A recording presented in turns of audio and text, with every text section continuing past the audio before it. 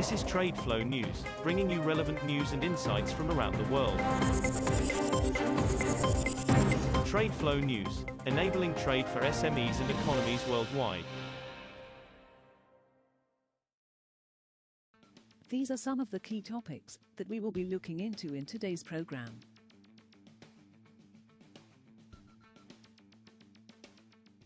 First, let's take a look at the overnight headlines which are impacting the commodity markets. The boost to oil demand from the post-pandemic recovery is set to end this year, the International Energy Agency, IEA, said on Wednesday, with a slowing economy and the transition to cleaner fuels sapping growth from 2024.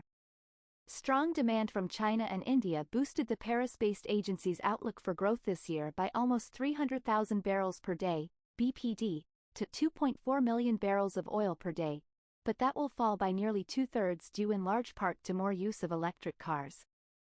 The shift to a clean energy economy is picking up pace, with a peak in global oil demand in sight before the end of this decade as electric vehicles, energy efficiency and other technologies advance, said IEA Executive Director Fatih Birol. Oil prices rose on Wednesday as investors awaited the outcome of the U.S. Federal Reserve's June meeting after bullish oil demand growth forecasts from the International Energy Agency, IEA, and OPEC. Brent crude futures were up 76 cents, or 1%, at $75.05 a barrel by 0916 GMT.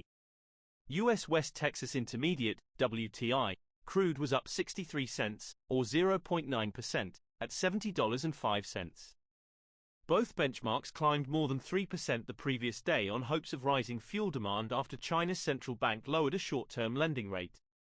Moving on to the top news in the energy sector. The Biden administration hopes to buy back at least 12 million barrels of oil for the Strategic Petroleum Reserve this year, including 6 million already announced, a source familiar with the matter said on Tuesday.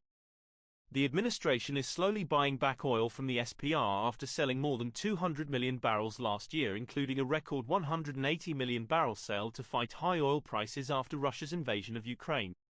The sales have pushed levels in the reserve to the lowest since 1983. On Friday, the Department of Energy said that 5 companies including Exxon sold 3.1 million barrels to the SPR for delivery in August and announced a new solicitation for 3 million barrels for delivery in September. Monthly sales of marine fuel, also known as bunker fuel, hit over 5-year highs at the world's largest refueling hub Singapore in May as vessel arrivals spiked amid firm container throughput, official data showed on Wednesday. Singapore's bunker sales are an indicator of sentiment at one of the world's major ports, and demand also affects fuel oil refining margins in Asia.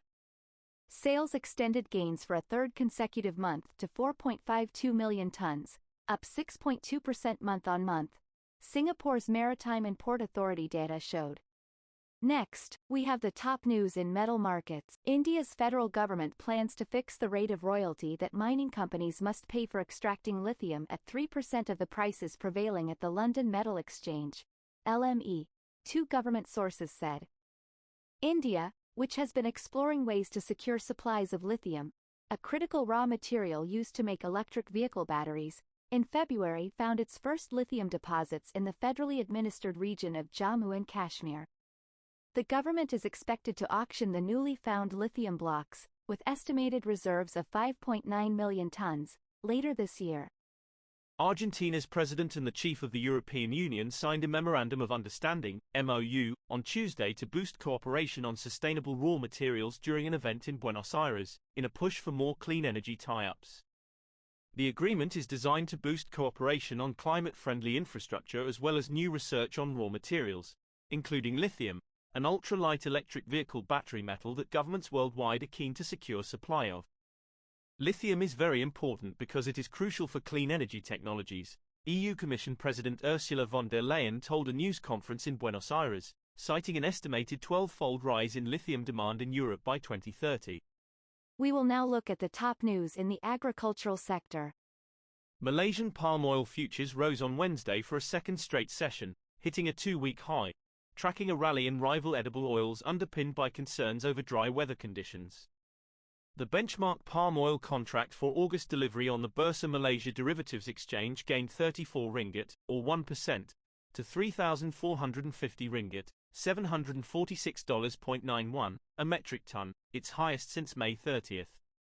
The contract earlier rose as much as 3.3% but retreated on profit-taking. The U.S. Environmental Protection Agency, EPA, is expected to release a final rule on biofuel blending volume mandates for 2023 to 2025 by June 21, after seeking a one-week extension on a deadline for the rule, according to a court document on Tuesday. That is all for today's news on commodity markets. Stay tuned to TradeFlow News as we continue to provide you with more updates. We also invite you to follow us on Twitter at TradeFlow News, which allows you to watch our program on your mobile device or desktop to receive information from there.